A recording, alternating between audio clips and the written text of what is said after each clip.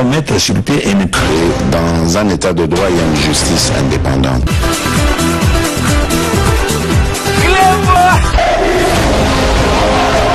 Ce n'est pas pour rien qu'il faut des conseils.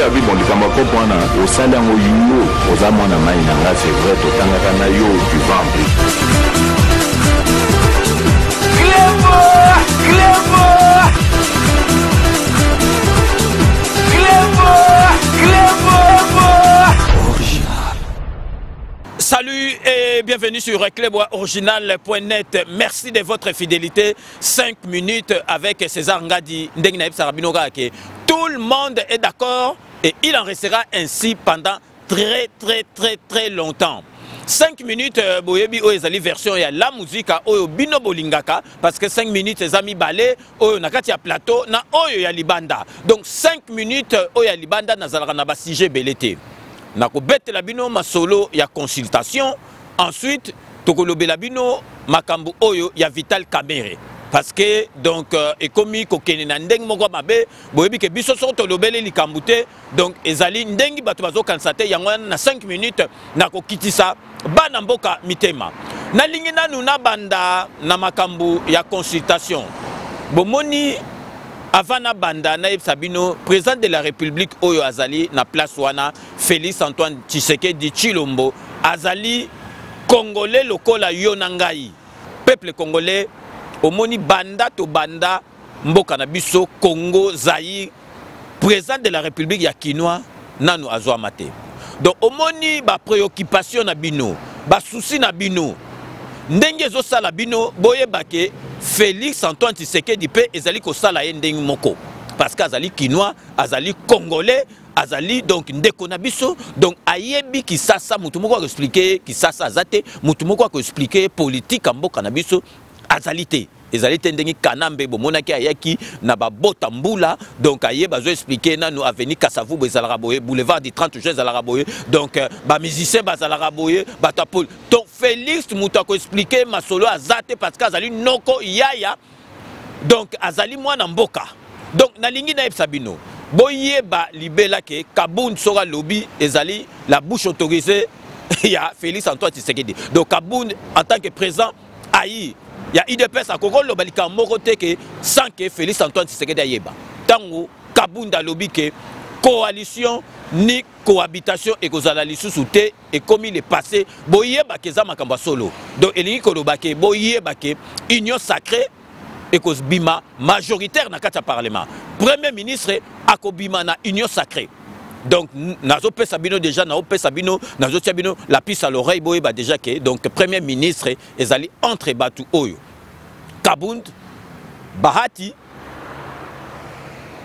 Katumbi na Bemba donc batumi ne wana na tangeli bino boyeba ke moko na bango za la premier ministre ba ilukamba wana donc boyeba ke ezali passé et puis oyo soki boshab batamayel bakoma bazoba parce que bazali pembeni ya zoba boshab oyo azali koloba ke ilukamba aleki président Félix na pouvoir na pesa ki devoir ti le sali angote na pesa ki boshab aepsa ilukamba neti président de la République azo sala conseil des ministres te ye a convoqué ba ministre a sala conseil des ministres poto ndimaye ke aleki Félix Antoine Tshisekedi na puissance pour bomona ke batu musu bakoma bazoba batu musu bakoma bazoba devant donc Kanambe awita soki wapi Rwandais aya ko dominer biso bana mboka bomoni ndengi fachi beto sisi Kanambe botala penza mutu moko Rwandais awita soki wapi akoma ko dominer na bité soki asala batu ya FCC soki loko nini asala bango soka Melissa bango loko nini soka asala bango ba masolomo moyena lo bango ezalite to yebite parce que nazo mona penza mutu lokola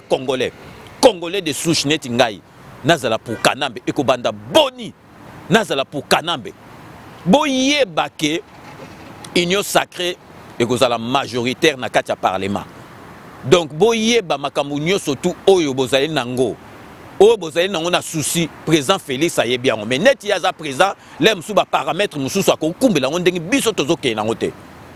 Parce que Félix Antoine Tshisekedi botala kaka avant zwa décision munene asolola na peuple abengisi batu nyoso tu baya ko solola na ye botala vraiment président boye et puis président alobi na bato bela yambi alobi mboka na biso ezali mboka moko riche na sa mabele donc so toke na ba minéraux toke na ba sa mai donc mboka na biso tokoki kolia tokoki kokufa nzala te ezali bato bazalaki liboso na bato bakesiko bango kaka mutu babandai kozwa ba mbongo nyoso tu bazotia na ba poche na bango bazotala intérêt personnel na bango mais soki bato wana bazaki mitema malamu mbele peuple congolais akufa nzala te yango na président de la République alobaki 2020 ezali année ya ba action bozali ko mona makambo nyonso tout ezali ko leka na 2020 nanu salamate na mboka na biso à partir de ya 2021 président de la République ako vandisa tempo mboka na biso eko décoller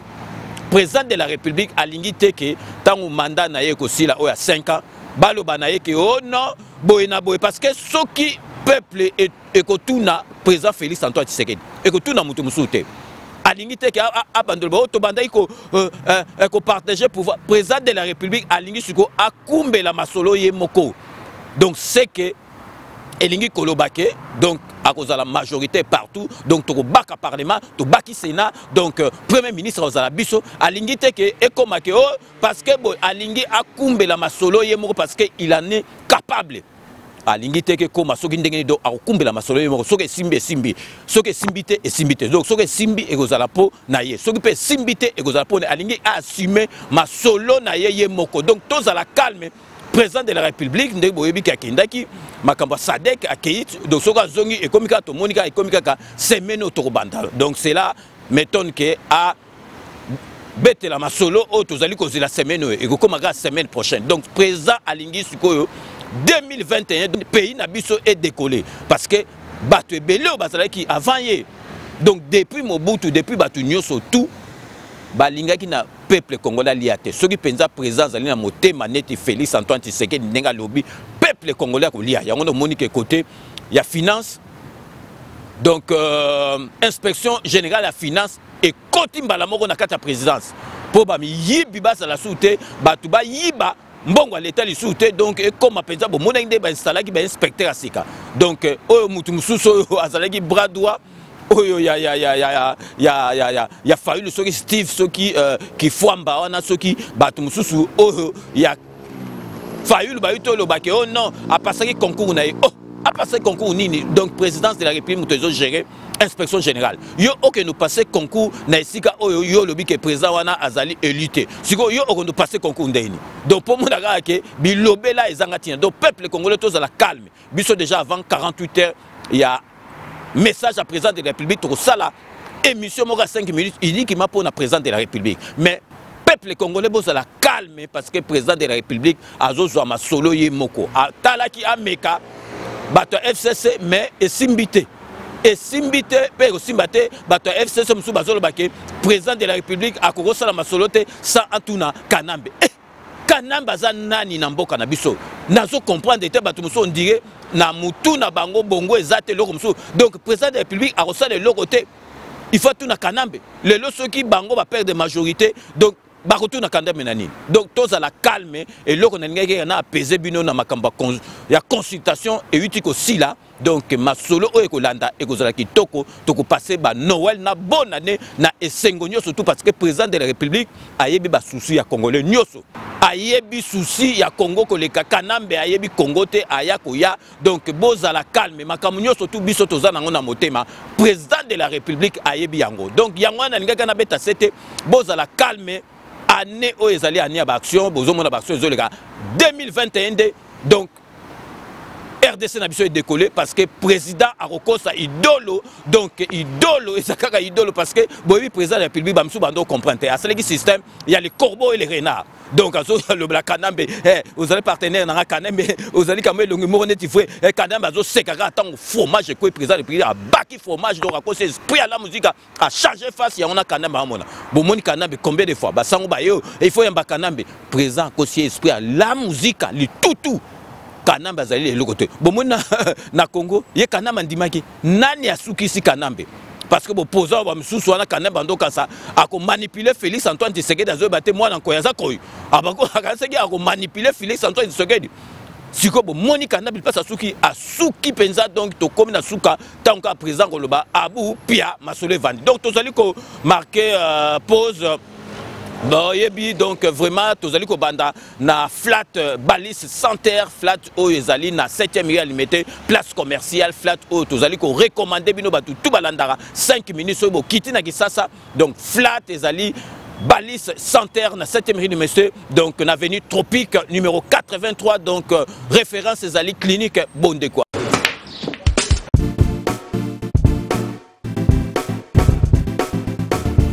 Nakomi. Oh, vous commis déjà? Nakomi déjà. Vous en avez vos frères? Ah ouais, c'est bon. Ah, n'a pas soyé. Boyana Bali Saint-Heure, 7e rue. Ah bon? Monsieur. Bon frère, so comme on a limité, hein, autour de l'avenue. Avenue Tropique. Voilà, avenue Tropique. Tout ça, on a toujours bêta billard quoi. Limité 7e rue résidentielle, hein? Ok. Ok, bof. Tout le monde a bof.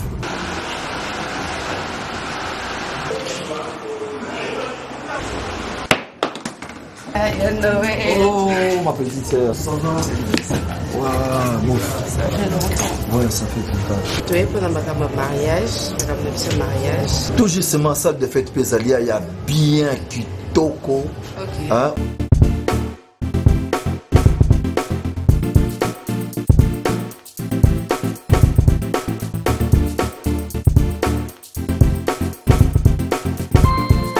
Balise Saint-Heure, un cadre magnifique pour vos diverses manifestations et vos rendez-vous d'affaires.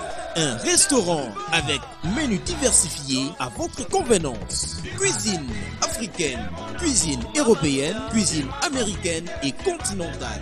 Un salle de banquet de luxe avec plus de 400 places assises pour un mariage de rêve. Collation, anniversaire, conférences, réunions de services et diverses manifestations. Balise Saint-Heure, nous disposons de studios médium standard et des luxes à votre portée.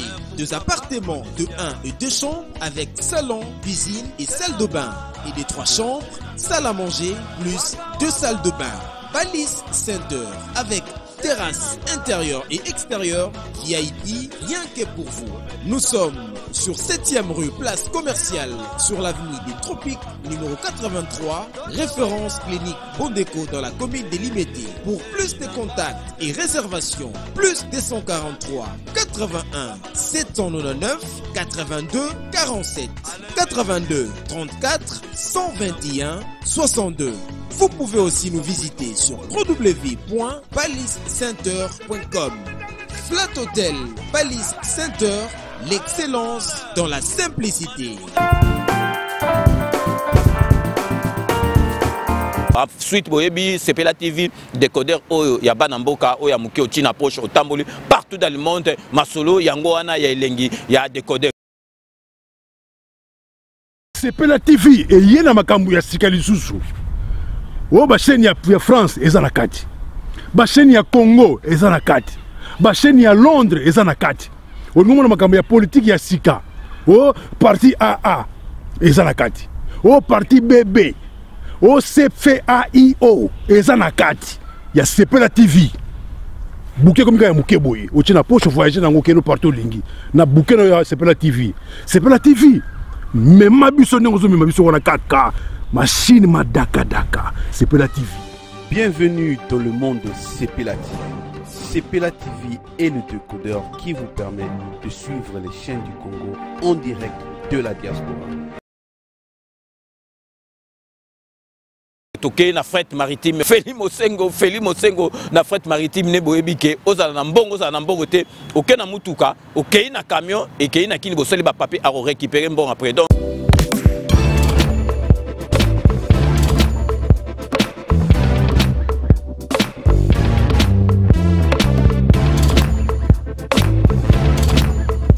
conteneur yango todo sala adi londolé Feli Mosengo Feli todo sala conteneur ba voiture todo tina na Kisasa ba carton ezo kine Kinshasa et en plus la bonne chose voiture na yo ko tina na Kisasa te prends pas la tête yela biso charger biloko na yo te relivrer à domicile sans un bon oteki to C'est parti. Hollanda. Donc, tu as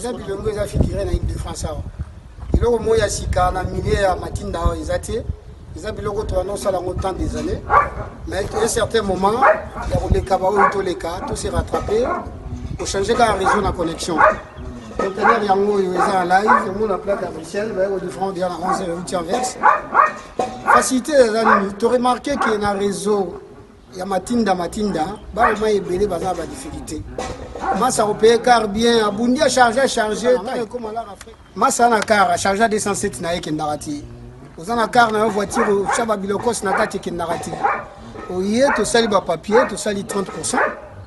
Voiture ekomi na Congo nga na fretango na conteneur ntango akoteka nga na teki nalongoli fret na nga na pourcentage yozwi le reste na yo bon bor ekangami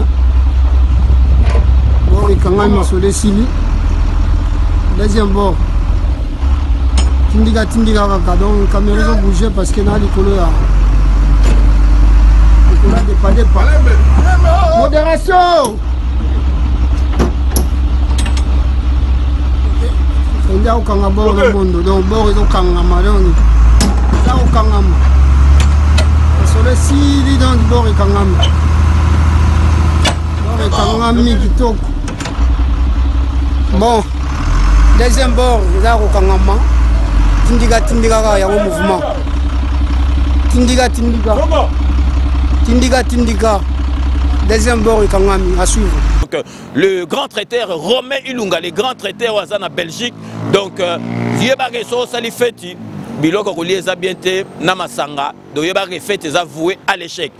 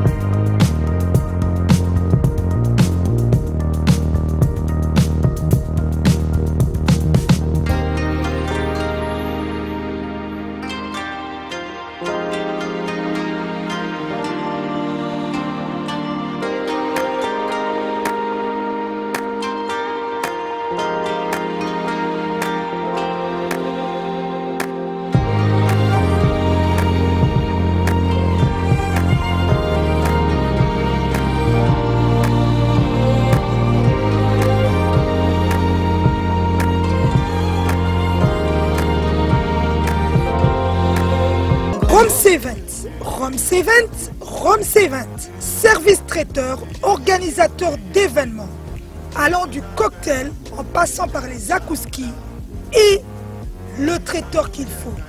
Vous avez toutes les spécialités, africaines, européennes, asiatiques, du monde entier. Quel goût, quelle perfection, quelle propreté. La dégustation est au rendez-vous grâce à Rome C20. Vous savez les contacter au 0032 465 22 11 72. Rome C20, le meilleur dans son domaine.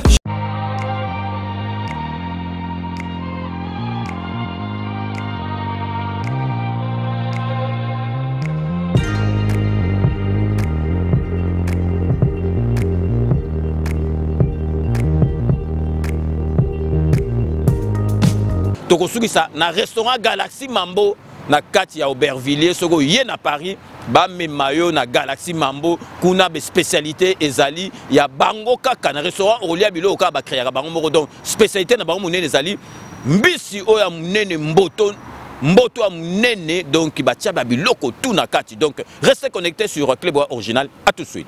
Restaurant Galaxy Mambo aux spécialités franco-africaines. Menu spécial Mambo. Situé au numéro 137, rue André Carman, 93 300 Aubervilliers. Contact et réservation au 07 53 28 89 07.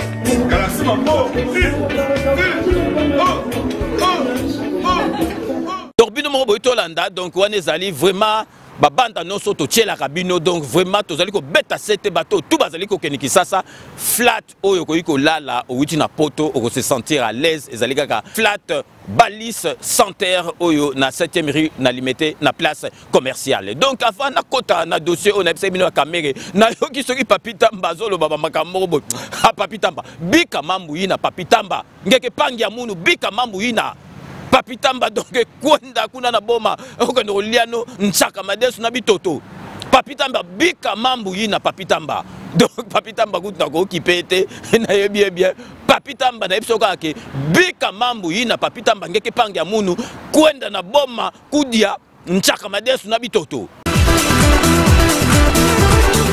Clébo original.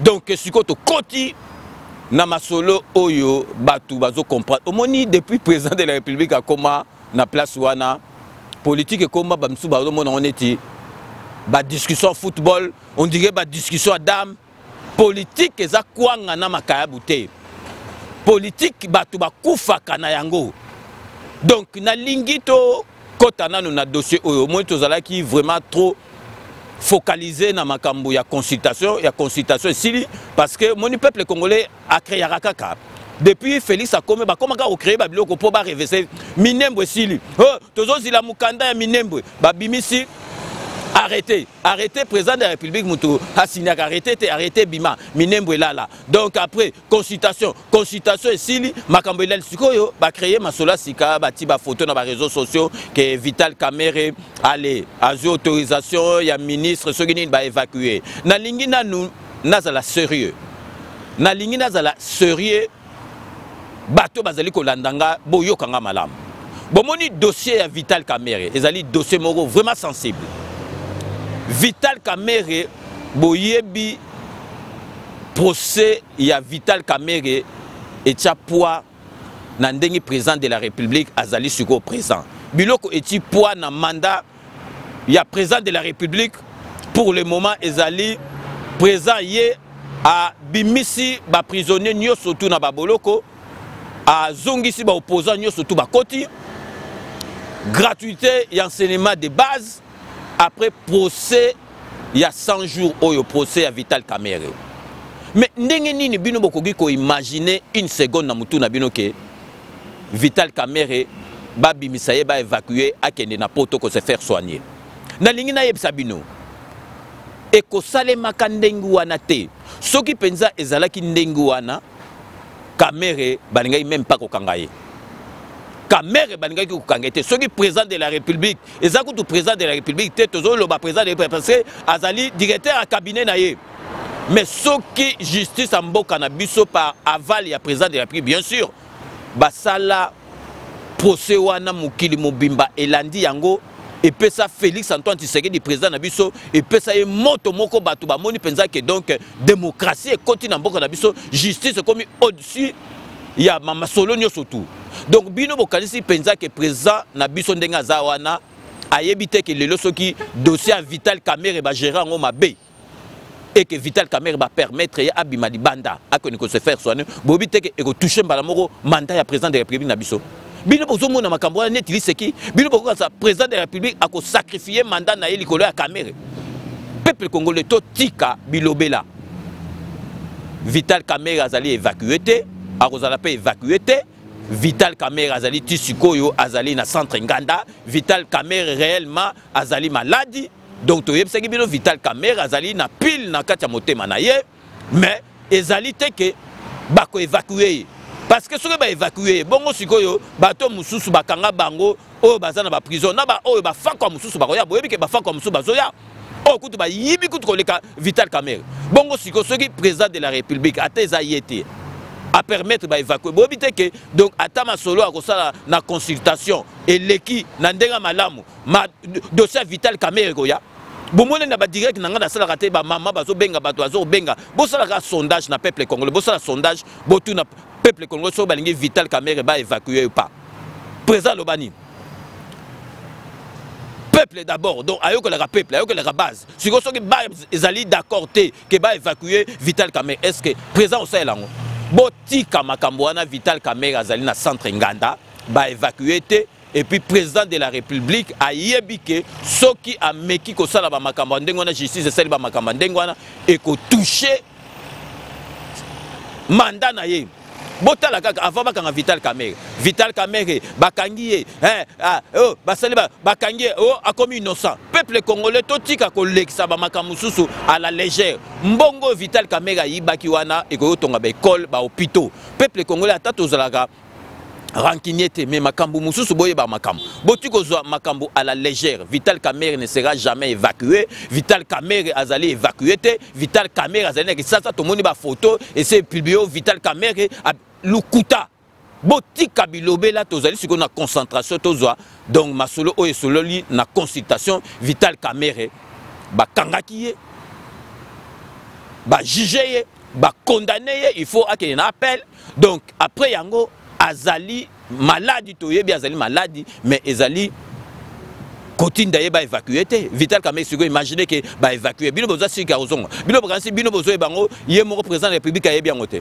Donc, l'oko na lingaika na pesé bino, donc Vital Kamerhe ba évacué te, ba ko évacué pété, donc toti kabilobe là, donc certes azali maladie, bazali ko soigner na kisasa, donc évacuation ezali à l'ordre du jour te. Donc vraiment tous à la calme.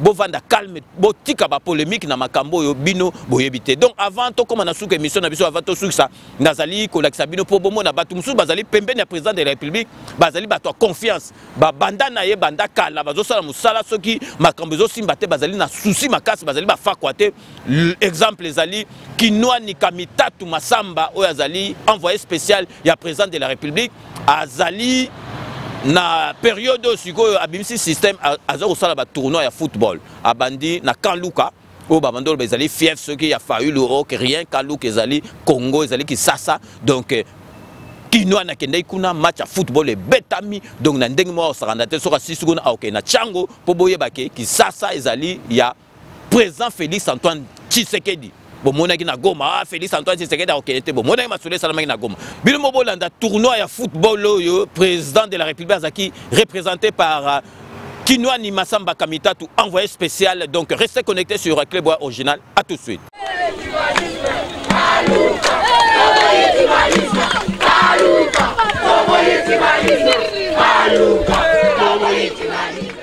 Nous sommes Congolais, non au tribalisme et soutenons tous l'union sacrée. Tel est l'objectif du tournoi de football dénommé Tombola Kaluka, organisé le dimanche 22 novembre dernier dans la commune d'Engaliema, plus précisément au quartier Kanluka par Masamba Kinwani Kamitatu, envoyé spécial du chef de l'État en vue de soutenir toutes les initiatives qui proviennent du président de la République, Félix Antoine Tshisekedi Tshilombo.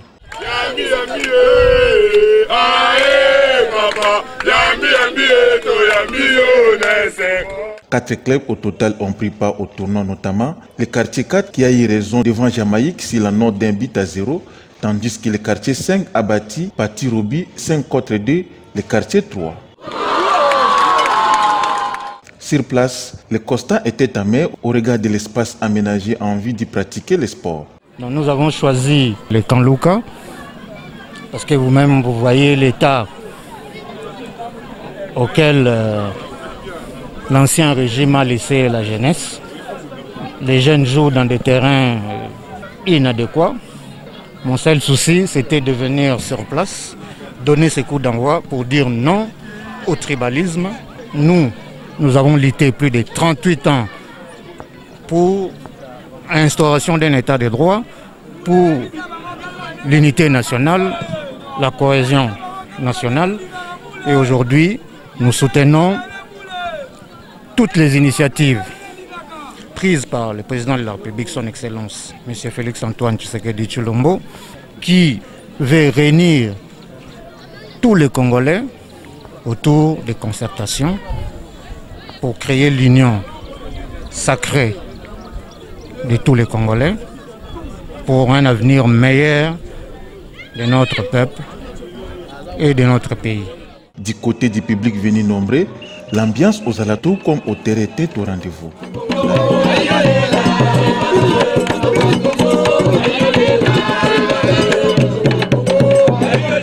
Débuté le 22 novembre dernier, Le tournoi s'est achevé le lundi 23 novembre 2020 avec la finale qui a opposé les quartiers 4 et 5 sous une pluie battante en présence de l'envoyé spécial du chef de l'État Massamba Kinwani Kamitatu et autres personnalités du monde sportif.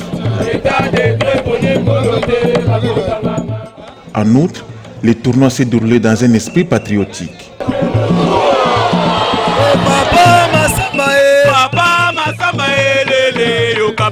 Papa Kinwani,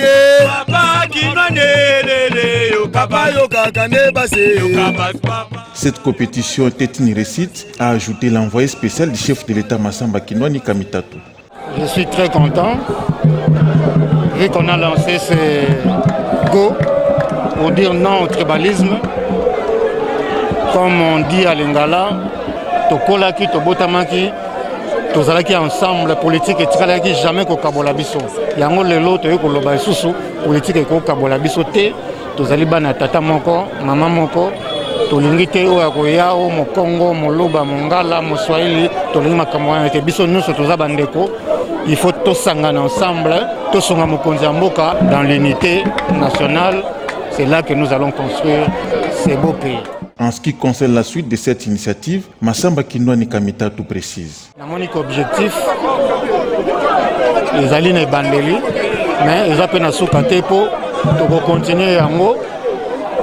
Prochainement, pour continuer à Kimbanseke, na Njili donc côté à Tchangu, pour continuer kuna, mais pour Soukaka na Kinshasa, pour Mekapé, pour continuer partout, étendu à la République démocratique du Congo, pour tout lancer en haut.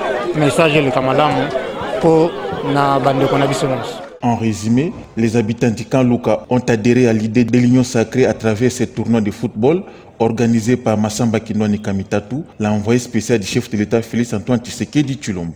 C'est pas facile comme on a excellence kotika biro na ya Malili pona kokita place oyo bajene bazali a des fois abandonné délaissé pona koya ko soutenir bango. Tribalisme oyo va faire croire biso que na Kaluka plus bajene baza ba tribal. Voilà pourquoi tolingaki biso ensemble to constater yango total est-ce que réellement ezali ya solo ou bien ezali ya Lukuta. Constate au salé to moni que ezali ya Lukuta parce que bajene nyo surtout bazali ensemble. Okomona na chaque équipe okuta mulu bazali, okuta muswahili azali, okuta mungala azali, okuta mutabandundu azali. Ça veut dire que makambo ya tribalisme soki ezalaki tokolinga to bajene ba banir yango batika yango au moins bazala ensemble et puis oezo sangisa biso ezali Congo. Tout d'abord ça m'a attristé de voir que des jeunes aujourd'hui ils aiment le foot, mais malheureusement ils n'ont pas un terrain adéquat qui puisse ne fût que s'amuser. C'est pour ça qu'on est venu accompagner l'envoyé spécial du chef de l'État, car on n'aura pas meilleure personne qui pourra accompagner un message directement à lui-même le chef. Donc on a constaté que vraiment ici c'est un bordel total, il y a le terrain en même temps, il y a des tombeaux, c'est triste à voir. Il faut noter que le quartier 4 a été déclaré victorieux de ce tournoi devant le quartier 5 si la marque de 2 buts à 0. À bon père de famille, l'envoyé spécial du chef de l'État Massamba Kinwani Kamitatu a remis une enveloppe consistante à toutes les équipes qui ont participé à la dite compétition sous les acclamations du public. L'équipe première a bénéficié d'un lot d'équipements.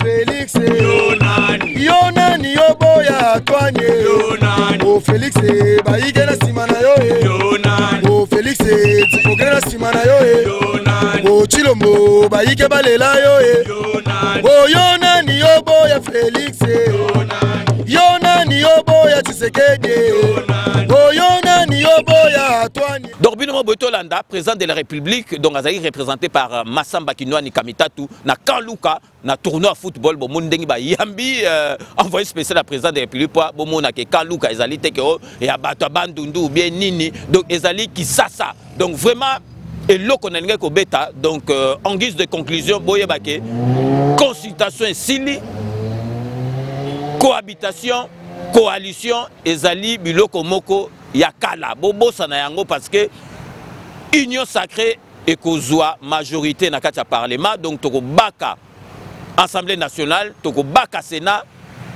toko zwa gouvernement et ko koma ya Félix Antoine Tshisekedi. Donc Félix Antoine Tshisekedi 2021 alingi a faire décoller mboka na biso.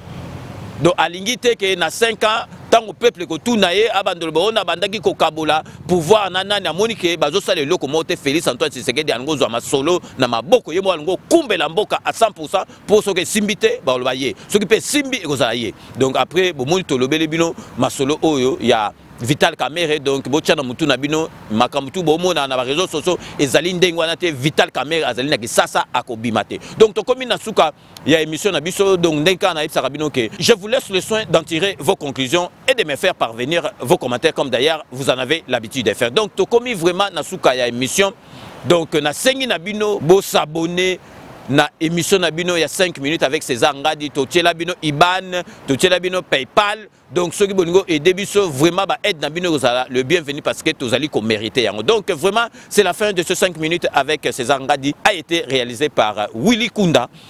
Restez connectés sur Clébois Original. D'ici là, portez-vous bien et à très bientôt. N'oubliez pas, tout le monde est d'accord et il en restera ainsi pendant très longtemps. Bo sanate kanamba rozwa masolo nambuchu penadikos. À très bientôt.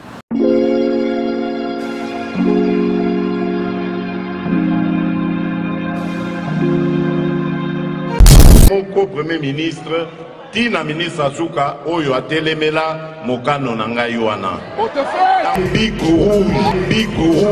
Bana nzambe balingami ba victime ba église bâtiment na yebi koleli mingi banyokoli mino mingi basasi bino mingi botika na bandako ba mususu ba lobi to kosalela moi et ma famille oyo Joshua lobaki ba mususu ba bito ko kende mais bomonaki confinement bomonaki Covid-19 bomonaki Covid-19 bomonaki confinement bomonaki de confinement était mutu mokote na boyi mota sambe na nzambe mais banzambe yo ndenge na za kolimbola binoa c'est très dangereux.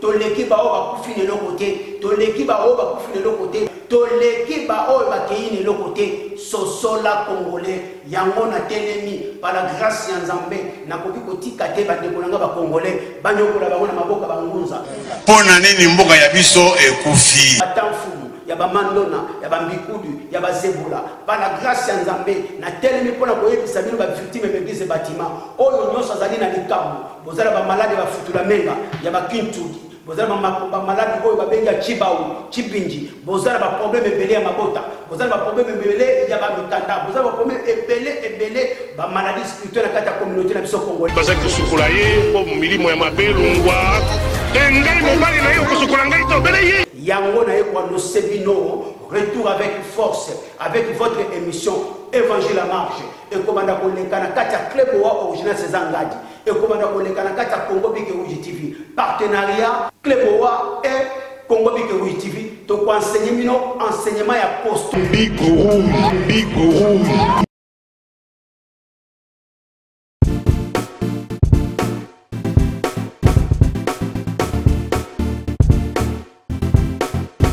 On doit mettre sur pied et mettre dans un état de droit et une justice indépendante.